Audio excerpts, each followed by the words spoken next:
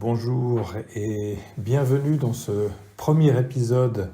de présentation sur le conflit en Ukraine 2022. Le but de cette présentation sera de retracer les origines du conflit. Il n'y a pas de thèse particulière, si ce n'est que de montrer l'évolution inexorable, pourrait-on dire, vers la concurrence, la compétition, les tensions et éventuellement le conflit armé qui existe depuis un certain nombre d'années entre la Russie et l'Ukraine. Premier point ou premier élément à discuter, c'est véritablement le contexte stratégique de ces 10 ou de ces 20 dernières années, contexte stratégique qui a été marqué par une période dite des dividendes de la paix. Et on arrive à démontrer statistiquement que cette période des années 1990 à 2000 ont été tout sauf une période de paix. En réalité, la chute du mur de Berlin, la fin de la guerre froide, a été une période d'instabilité stratégique tout à fait considérable, avec pour effet la réalité que bon nombre de pays qui, durant la guerre froide, pendant plusieurs décennies, ont bénéficié du soutien financier, technologique, agricole et bien sûr de l'appui militaire de l'Union soviétique ou du bloc de l'Est, eh bien pratiquement du jour au lendemain ont été abandonnés à eux-mêmes et beaucoup des États qui ont failli, qui se sont effondrés littéralement durant les années 1990, eh bien sont des États qui se sont révélés peu fiables ou peu viables parce qu'ils étaient extraordinairement et exagérément dépendants d'un appui ou d'une bienveillance de l'Union soviétique. On peut citer l'Éthiopie, on peut citer la Somalie, on peut évoquer bien sûr les différents conflits dans les Balkans. Vous vous rendrez compte, simplement en évoquant ces quelques noms de pays ou de régions, qu'il s'agit de pays qui ont été fortement marqués, influencés, inféodés au système de l'économie communiste et soviétique. Et donc, les années 1990 ont été une période d'instabilité importante. On constate d'ailleurs même, lorsqu'on fait une statistique très précise du nombre de conflits, que le nombre de conflits à travers le monde a augmenté durant les années 1990. Et cela est dû à plusieurs facteurs, mais citons ici principalement le facteur de l'éclatement d'un certain nombre de pays. On pense bien sûr à l'ex-Yougoslavie, mais il faudrait commencer peut-être par parler de l'explosion de l'Union soviétique en 1991, qui a créé toute une série de républiques qui, jusqu'ici, n'avaient ni véritablement une identité nationale, ni véritablement un gouvernement digne de ce nom. Et donc l'improvisation du début de ces années 1990, la fragilité de ces États explique les très importantes tensions, les nombreux conflits qui ont eu lieu durant cette période. On a d'ailleurs parlé d'un arc de crise ou d'un arc de conflit qui, pour faire court, se reconnaît, ou on peut reconnaître dans cet arc de conflit les anciens pays satellites et les anciens pays inféodés à l'Union soviétique. Ce qu'il faut peut-être ajouter lorsque l'on regarde ces statistiques, c'est le fait que durant 20 ans, on nous a beaucoup parlé de la fin des États-nations ou de la faiblesse des États-nations, leur remplacement par des entités supranationales, la fin des guerres entre États. Et si cela peut effectivement être démontré pour les années 1990, peut-être moins dans les années 2000, eh bien, depuis les années 2010, force est de constater que les conflits entre États sont de nouveau en train d'augmenter Et avec cette augmentation des conflits entre États, apparaît aussi l'emploi de plus en plus massif, de plus en plus systématique d'armes lourdes, d'armes conventionnelles. Et bien sûr, lorsque l'on parle du conflit en Ukraine aujourd'hui, eh bien, il va falloir parler ici d'un conflit armé international entre deux États. Et donc, il ne faut, je pense pas, ici exagérer les définitions que l'on a pu trouver il y a quelques années, guerre du quatrième type, guerre hybride, même si il y a chaque fois un peu de cela qui est vrai, en réalité, on a affaire dans ce conflit ukrainien à un véritable conflit armé international entre deux États souverains qui sont la Russie, la Fédération de Russie d'une part, et puis l'Ukraine d'autre part. Les années 90 et les dividendes de la paix, on l'a dit tout à l'heure, ont été une période marquée par la très forte réduction des budgets de défense, aussi bien à l'Est qu'à l'Ouest d'ailleurs. À l'Est, eh bien, tout simplement à cause de la faillite économique de nombreux États. Et puis à l'Ouest, eh bien, l'opinion publique a demandé, peut-être bien sûr avec raison, une réévaluation des dépenses militaires en fonction de l'état de la menace. Et à partir du moment où une menace immédiate n'existait plus, à proprement parler, eh bien, évidemment, les outils de défense ont été réduits, non seulement en termes budgétaires, mais aussi en termes d'effectifs, puisque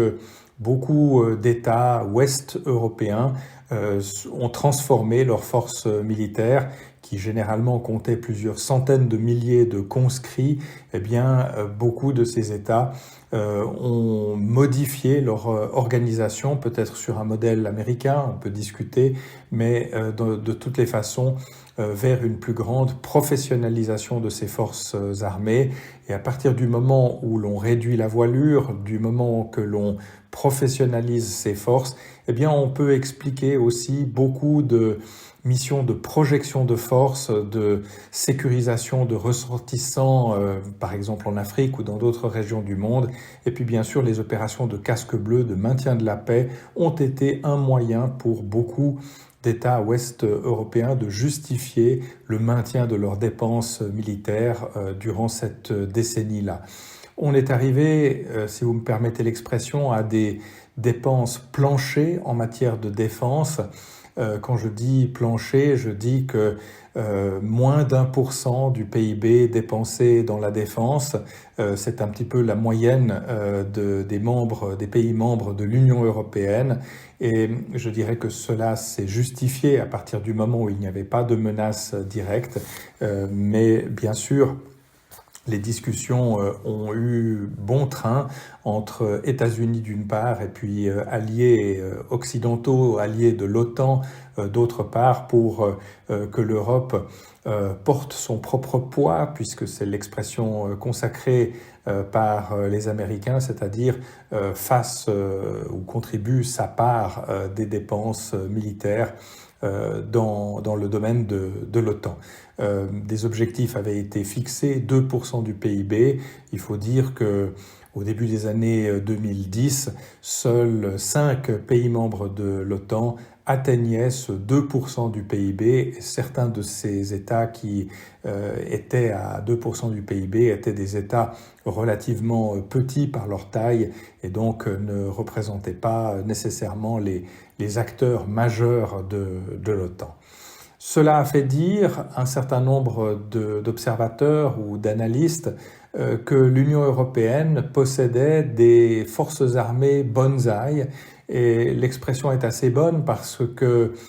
dans le bonsaï, vous avez, si j'ose dire, conservé la forme générale des forces armées de la guerre froide. Vous avez conservé toutes les missions, toutes les tâches de ces armées, les structures, et en particulier les structures administratives et bureaucratiques, parce qu'il s'agissait bien sûr de conserver des emplois. Mais bien sûr, on a réduit les forces et on a surtout réduit les forces combattantes, ce qui fait que, en bout de course, on peut parler d'armées bonsaï, c'est-à-dire des armées qui extérieurement, quand on regarde de loin, conserve la forme d'origine d'une force armée, avec des forces aériennes, avec des forces terrestres, avec peut-être une marine dans certains cas. Mais alors, les dimensions de ces forces sont tellement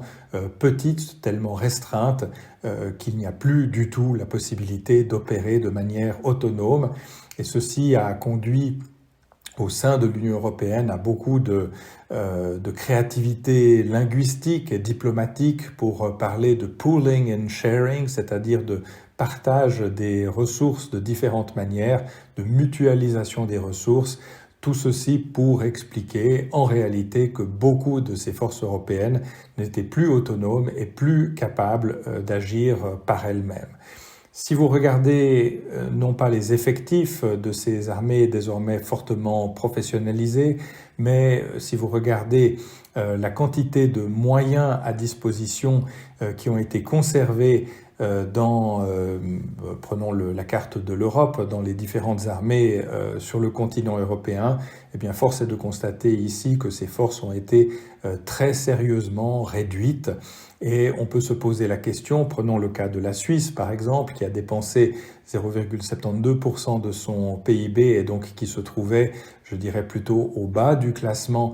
dans les pays investissant dans leur défense sur le continent européen. Eh bien, à partir de l'an 2000, l'armée suisse définit ses propres missions ou définit sa mission de défense comme la conservation d'un noyau de compétences en matière de défense. Donc il ne s'agit plus de maintenir une capacité crédible de défense, mais on passe, vous me direz que ce ne sont que des mots, mais enfin ce sont des mots qui dimensionnent l'outil de défense vers la notion de maintenir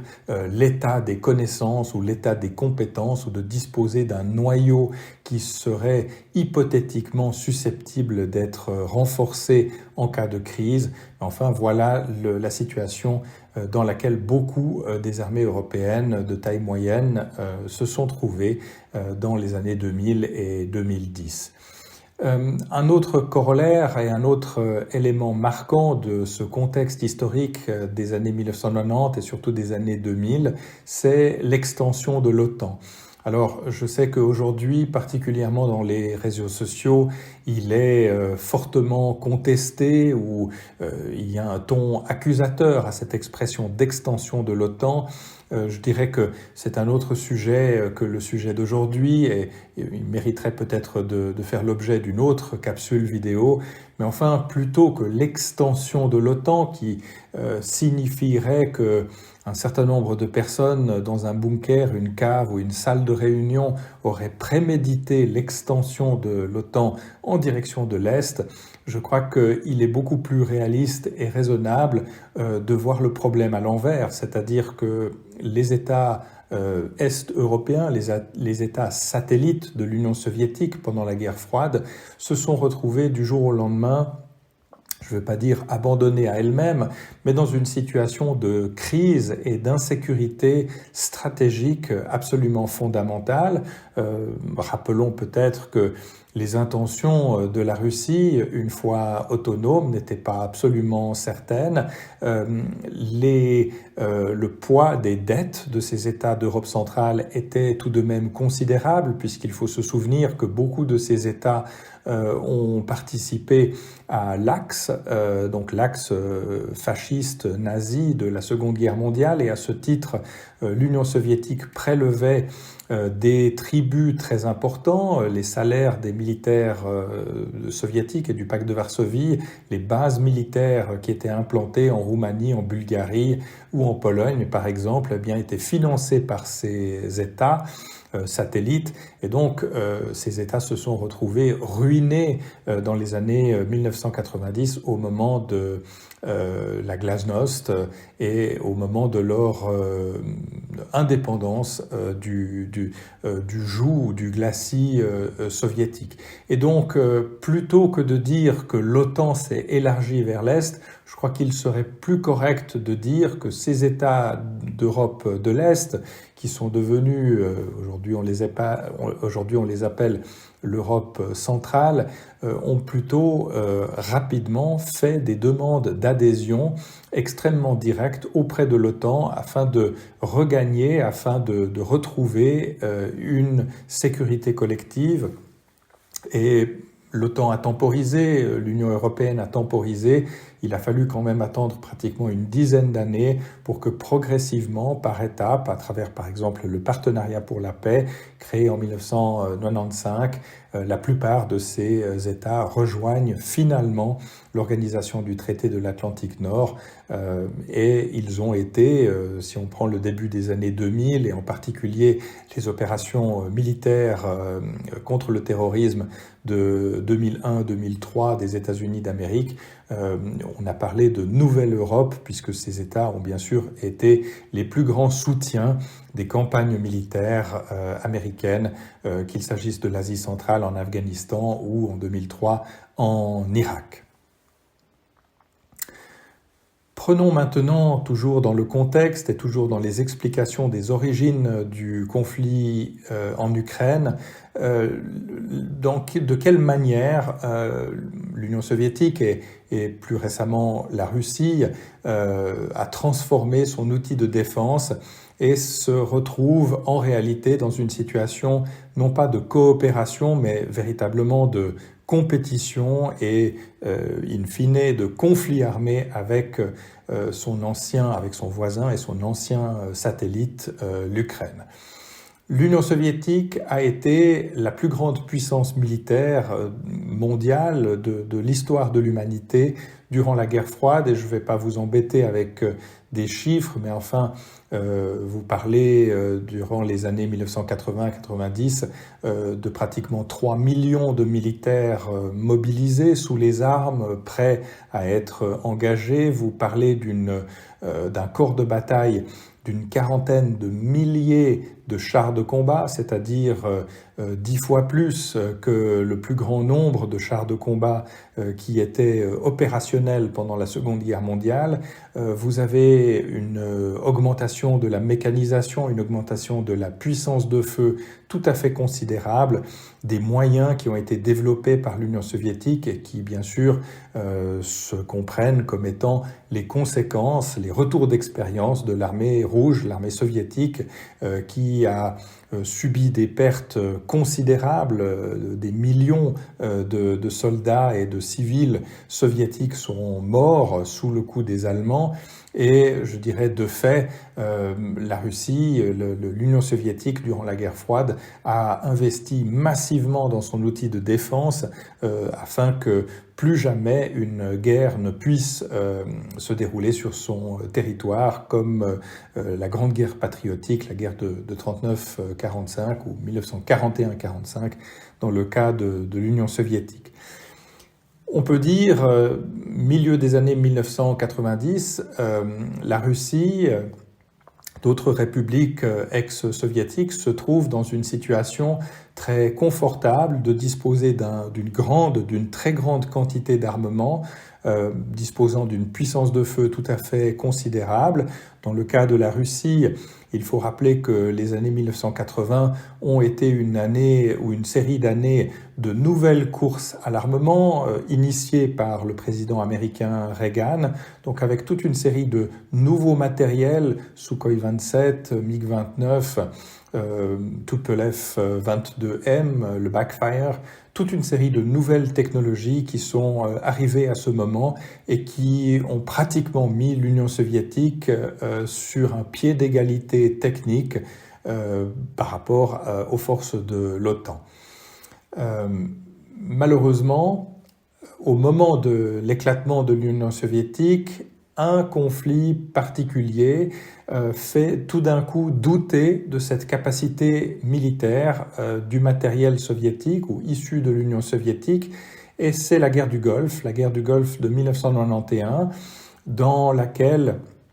la Russie finalement accepte l'intervention unilatérale américaine, donc les États-Unis sont capables de réunir une majorité et d'éviter un veto au Conseil de sécurité des Nations Unies, sont en mesure de créer une coalition, de partir dans le Golfe avec une grande partie des forces de l'OTAN qui étaient destinées à combattre en Centre-Europe. Ces forces américaines et coalisées se sont retrouvées face à des unités, à des équipements d'origine soviétique et d'origine chinoise, mais aussi avec une doctrine d'engagement des forces irakiennes qui devait beaucoup aux enseignements russes et accessoirement, très accessoirement chinois. Ce qui s'est passé durant cette guerre du Golfe de 1991 a été un véritable désastre pour l'armée irakienne. On parle quand même de plus de 300 000 morts. On parle également de milliers de chars détruits. Tout ceci à distance de sécurité, puisque ces chars, prenons le T-72 qui est le char le plus courant de cette époque-là, qui était pourtant censé être des chars très modernes, très furtifs, difficiles à observer et difficiles à combattre, eh bien ces chars se sont révélés totalement surclassés et minés d'un grand nombre de défauts. Et je dirais que les conséquences de la guerre du Golfe de 1991 ont été terribles pour la Fédération de Russie, qui était à ce moment-là très dépendante de ses exportations d'armement. Et du jour au lendemain, la guerre du Golfe de 91 démontre que ce matériel d'origine soviétique, ce matériel qui est encore produit en Russie, ce matériel d'occasion que la Russie vend à vil prix à travers le monde, eh bien ce matériel ne vaut rien du tout. Et on constate, après la guerre du Golfe, toute une série de pays du Golfe Persique, mais d'ailleurs également sur le continent africain ou en Asie, de plus en plus de pays achètent le matériel américain, le matériel occidental qui a fait ses preuves durant la guerre du Golfe. Et privée de ses possibilités d'exporter des armes, eh bien la Russie se retrouve dans une situation économique extrêmement difficile. Bien sûr, ces armements continuent à être vendus, mais à des prix qui ne permettent pas de renflouer les caisses de l'État. La Russie subit une véritable traversée du désert. Ce n'est pas pour faire un jeu de mots avec la guerre du Golfe, mais cette traversée du désert se termine en l'an 2000. Elle se termine en l'an 2000 avec l'arrivée de Vladimir Poutine comme président de la Fédération de Russie, qui va, et on le voit sur ces graphiques, réinvestir le domaine de la défense, investir massivement de manière à éviter la déliquescence des forces armées russes et puis d'initier des réformes. Alors, ces premières réformes ont été compliquées, il y a eu beaucoup de résistance, peu d'efficacité, et il faut attendre en réalité 2008 et l'arrivée du ministre de la Défense Serdyukov, qui n'est pas un militaire, qui est à l'origine le CEO d'une grande entreprise de distribution d'enseignes de supermarchés. Et Serdyukov va arriver et fixer des objectifs et il va réussir à réformer de manière fondamentale non seulement les structures, l'organisation militaire de la Russie, mais il va rendre plus productifs ses investissements, il va s'intéresser beaucoup aux outils de production et il va commencer à concentrer les industries, les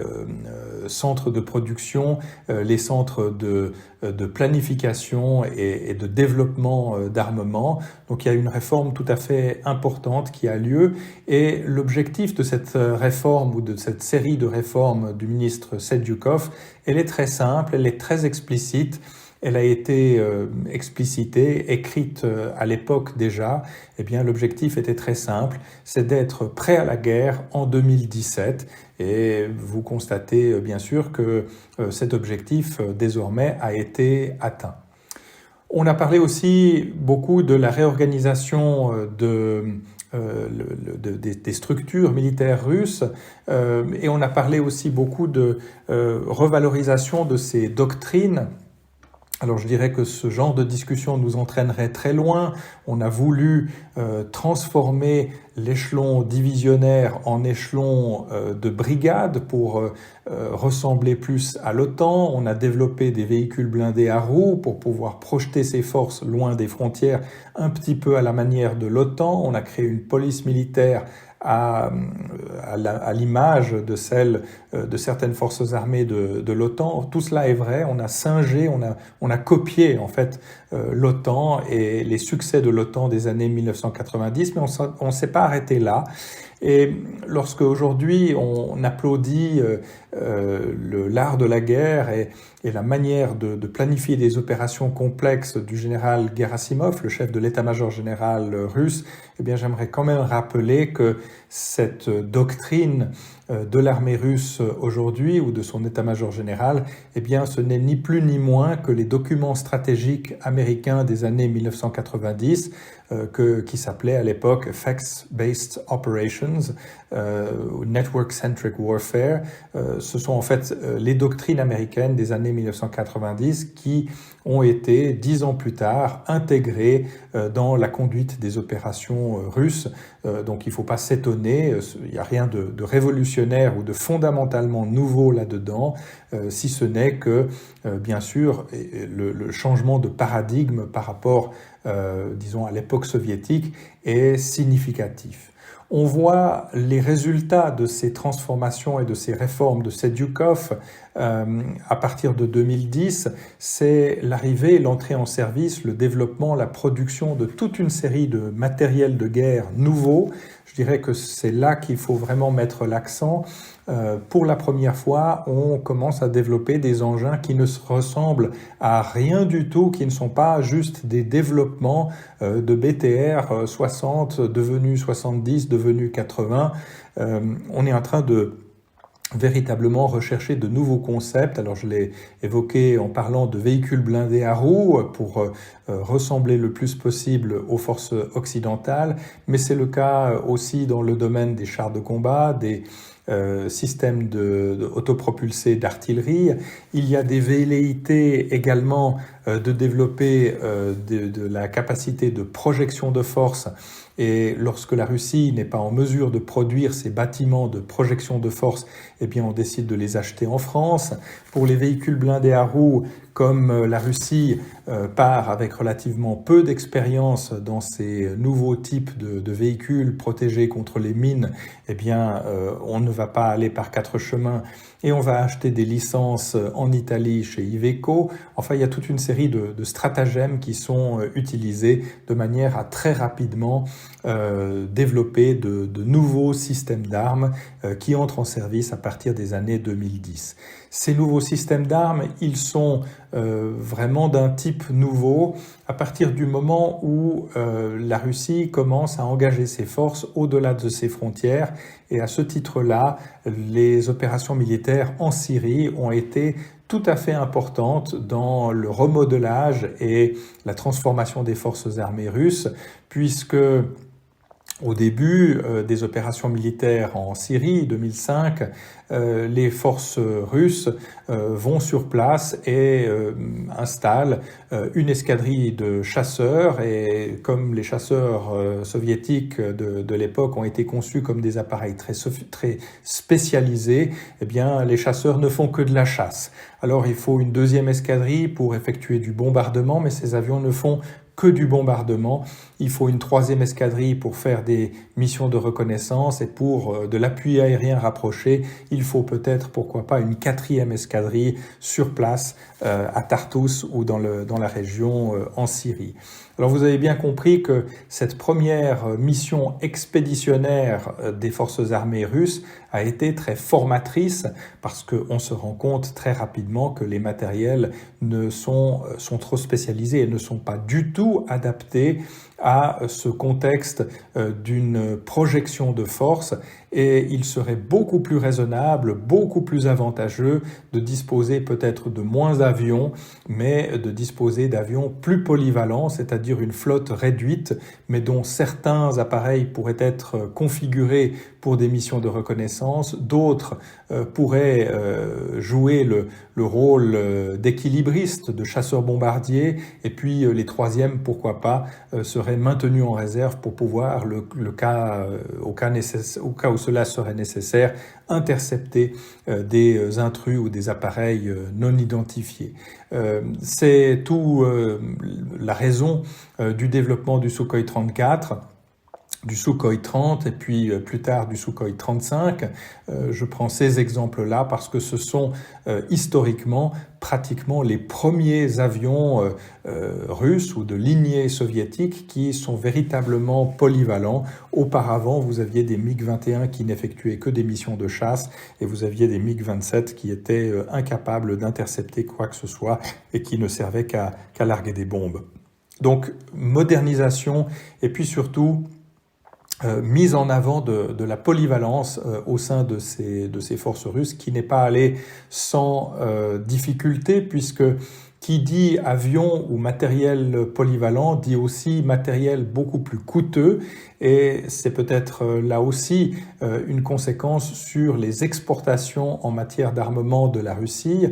dans la mesure où ces appareils polyvalents, si on prend le Sukhoi 34, le Sukhoi 30 ou le Sukhoi 35, ce sont des appareils qui, étonnamment, coûtent aussi cher que les appareils occidentaux, parce que la Russie, n'étant pas capable de fournir, de produire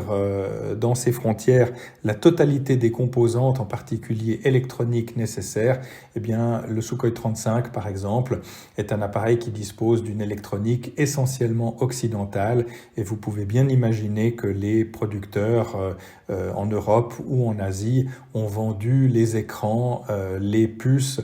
au prix cher, et ceci au prix fort, pardon, et cela explique que ces appareils en fait ne sont pas meilleur marché que les appareils occidentaux. Je termine avec les opérations militaires en Géorgie 2008 et en Crimée 2014. Géorgie 2008, passons rapidement pour expliquer que les forces terrestres russes ont constaté d'immenses dysfonctionnements lors de cette campagne de Géorgie en 2008, et il a fallu en 2014 introduire vraiment une doctrine beaucoup plus occidentalisée. J'ai parlé de ce Effects-Based Operations, de doctrine Gerasimov, de guerre hybride, et c'est bien de cela qu'il s'est agi en Crimée, c'est-à-dire de pouvoir faire intervenir des groupes paramilitaires locaux soutenus par des forces armées conventionnelles régulières de l'autre côté de la frontière, jouer des cartes diplomatiques, informationnelles. Et l'opération militaire en Crimée de 2014 a été un net succès pour la Russie, qui a réussi à intimider non seulement l'Ukraine, mais intimider les pays de l'OTAN, avec en particulier des vols très impressionnants de bombardiers stratégiques qui ont fait le tour de l'espace aérien européen. Et cette opération militaire en Crimée, qui a été une victoire pour Vladimir Poutine sans qu'un seul coup de feu soit tiré, ce qui est quand même assez extraordinaire, eh bien, a conduit en 2006 et en 2008 à 2 sommets de l'OTAN, le premier au Pays de Galles, le deuxième à Varsovie, où l'OTAN s'est réorganisée. On peut expliquer ces 2 sommets de la manière suivante. En 2006, les Alliés ont décidé 2 choses. Ils avaient sur la table, si j'ose dire, 2 variantes. Soit l'OTAN continue à être focalisée et concentrée sur la lutte contre le terrorisme, le djihadisme, et donc avec comme objectif de continuer à opérer en Afghanistan ou dans les pays du Golfe, ou alors les nouveaux pays de l'OTAN ont bien sûr fait fortement pencher la balance en faveur du retour à la défense traditionnelle, la défense territoriale, et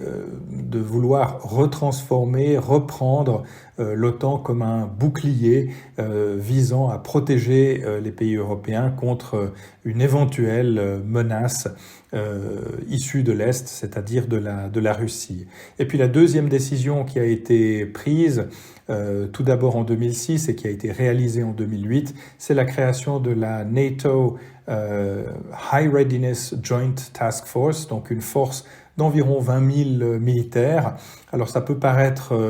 peu quantitativement, mais il faut préciser que ces 20 000 soldats sont véritablement aptes à l'engagement du jour au lendemain. Et je crois que c'est cela qui est le plus important, c'est-à-dire vous avez des formations de différents pays qui sont agglomérés, qui vont s'entraîner ensemble pendant 4 mois, qui vont être certifiés, prêts pour l'engagement, généralement en Allemagne ou en Angleterre, lors de grands exercices, ou en Pologne par exemple, et qui ensuite vont prendre leur quartier d'engagement ou de sentinelle pratiquement aux frontières de la Russie, puisque la plupart de ces battle groups de l'OTAN sont stationnés dans les États baltes, et 3 de ces bataillons sont stationnés dans les États baltes, et le 4e est stationné en Pologne. Donc cette force n'est pas très importante par sa taille, mais par sa disponibilité immédiate. Eh bien, elle représente tout de même une force considérable. Et à partir de 2005, comme on le voit sur ce graphique, les exercices, aussi bien du côté de la Russie que du côté de l'OTAN, augmentent. Et c'est à ce titre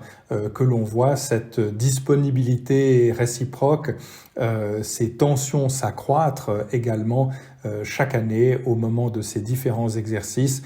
parce que la concentration de force à l'est de l'Europe devient de plus en plus important. Donc retenons pour le moment et pour ce premier volet un certain nombre de points. C'est d'une part le fait que les conflits armés, malgré la chute du mur de Berlin et les dividendes de la paix, ont continué. Ils ont même probablement numériquement augmenté durant les années 1990. Parallèlement, les pays européens, y compris la Suisse, ont désarmé de manière très très significative leurs outils de défense durant les années 1990, et beaucoup ont continué par la suite. Il faut attendre 2005 pour que certains pays commencent à réarmer, commencent à réinvestir et augmenter leur budget de défense, et il faut attendre 2010 pour que soit réintroduit le service militaire dans certains pays, je pense en particulier à la Suède. Deuxième élément important, c'est les difficultés politiques, économiques, sociales de la Russie, et en particulier les difficultés à exporter son armement, qui explique la difficulté systémique de ce pays, et la volonté de développer à partir de 2008 une nouvelle génération d'armement plus performante qui pourra s'exporter, qui sera compétitive en matière d'exportation. Et là, j'anticipe sur la prochaine discussion. Il faut bien sûr rappeler que l'Ukraine est à ce moment-là un compétiteur, est un concurrent aux exportations d'armes de guerre de la Russie. Et ce réarmement, cette réorganisation qui débute en 2008 et qui s'achève aux alentours de 2017-2020, eh bien, permet à la Russie véritablement d'effacer certains échecs. Alors on pense à l'Afghanistan, on pense à la Tchétchénie, des opérations militaires peu glorieuses, des opérations militaires difficiles et remplies de défauts et de problèmes, comme celle qui a eu lieu en Géorgie en 2008. Et 2014, c'est vraiment cette nouvelle armée russe dotée de nouveaux moyens et d'une nouvelle doctrine très fortement intégrée qui prend l'ascendant et qui fait parler d'elle. Et bien sûr, dans notre prochain épisode, nous parlerons de la situation en Ukraine de manière plus détaillée, et nous reprendrons jour par jour les opérations militaires de ces provocations jusqu'à l'invasion militaire aéroterrestre du mois de février et de mars 2022. À très bientôt.